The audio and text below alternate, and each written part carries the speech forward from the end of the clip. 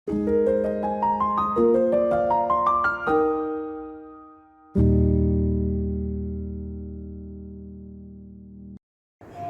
Christ-like people. Dalam rangka perayaan bulan gereja, hari ini kita akan bersama menyimak pembacaan naskah buku karya Andar Ismail, Selamat Bergereja, bab 2 dengan judul Jamaah. Selamat menyimak dan merenungkan. Di Taman Sunda Kelapa di Jakarta ada GPIB Paulus. Apa sebutannya yang tepat? Apakah gereja Paulus atau jemaat Paulus? Coba kita lihat apa arti kata jemaat.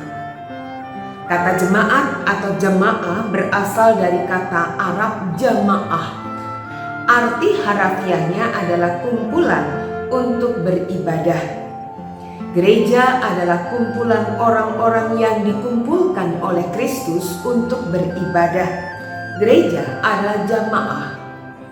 Gereja-gereja berbahasa Arab di Timur Tengah, Eropa, dan Amerika menyebut diri dengan sebutan jamaah. Kata jemaat adalah padanan kata gereja. Gereja lokal bisa disebut jemaat atau gereja. Sebaliknya, gereja pada taraf yang lebih luas seperti sinode juga bisa disebut jemaat atau gereja. Ditilik dari arti etimologis, kedua kata itu merupakan sinonim. Kitab-kitab Perjanjian Baru juga memakai kata jemaat dalam beberapa arti. Baiklah, kita lihat 3 ayat yang memakai kata jemaat sebagai terjemahan kata eklesia dalam 3 arti yang berbeda, yaitu gereja lokal, gereja regional, dan gereja universal. Pertama, dan kepada Afia saudara perempuan kita, dan kepada Arkipus teman seperjuangan kita, dan kepada jemaat di rumahmu. Filemon 2. Di sini, eklesia berarti gereja lokal di satu tempat tertentu, bahkan di rumah seseorang. Kedua, berangkatlah ia mengelilingi Syria dan Kilikia sampai meneguhkan jemaat-jemaat di situ. Kisah Para Rasul 15 ayat 41. Di sini, eklesia dipakai dalam arti sejumlah gereja lokal yang sama-sama terletak di sebuah wilayah atau sebuah negara, sehingga merupakan gereja pada tingkat regional atau nasional. Ketiga, dan segala sesuatu telah diletakkannya di bawah kaki Kristus, dan Dia telah diberikannya kepada jemaat sebagai kepala dari segala yang ada. Efesus pasal 1 ayat 22. Di sini, eklesia dipakai dalam arti gereja universal. Ada gereja yang berkelaziman menyebut gereja sewilayah sebagai klasis atau sinode, sedangkan gereja yang terhimpun di seluruh negara sebagai sinode am atau sinode nasional. Apakah struktur ini bisa dibandingkan dengan pemerintah kota, pemerintah daerah, dan pemerintah pusat? Sama sekali tidak. Gereja lokal bukanlah cabang dan sinode bukanlah pusat. Memang sinode mempunyai badan bekerja dan kantor pusat, tetapi itu bukan pusat gereja, sebab gereja tidak mempunyai pusat.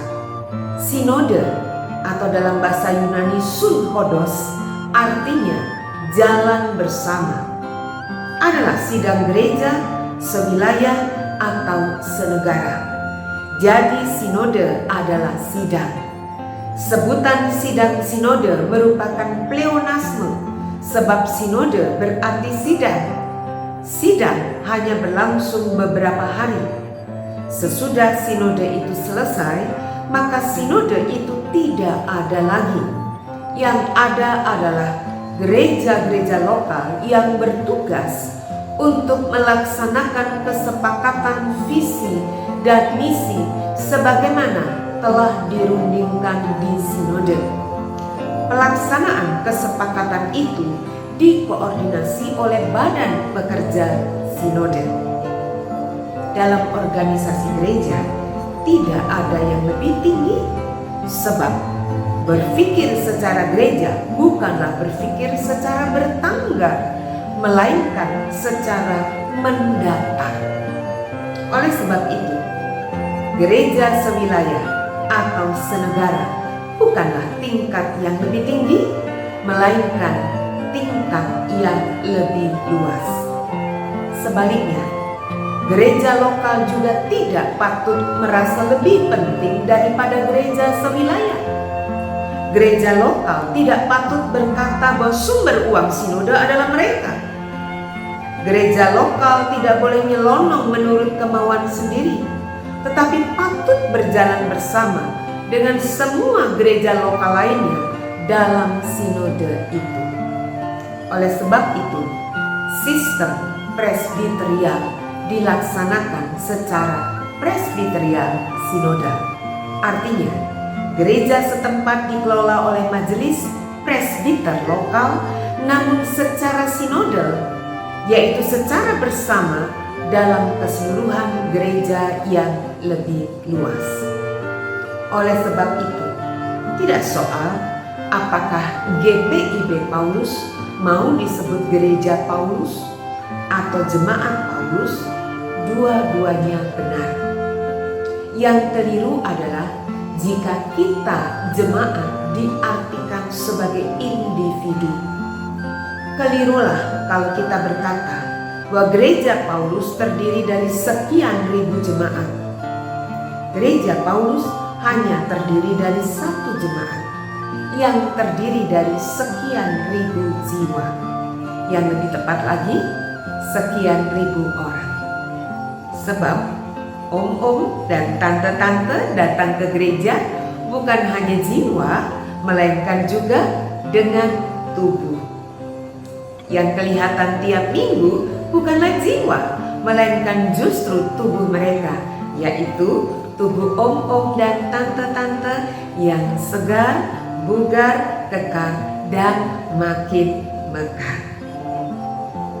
Christ-like people, sudahkah kita sebagai anggota gereja atau anggota jemaah melakukan tugas dan bagian kita? Ya, renungan hari ini mengingatkan kita, sudahkah kita yang terpenting menjadi tanda kehadiran Kristus di tengah-tengah dunia ini? Ingat, gereja adalah tubuh Kristus. Mari kita berdoa. Ya Tuhan, biarlah kami sungguh menjadi tanda kehadiran Kristus dimanapun kami berada, agar orang dapat melihat Kristus melalui hidup kami. Berbicaralah Tuhan dan tuntunlah kami mohon di dalam nama Tuhan Yesus. Amin.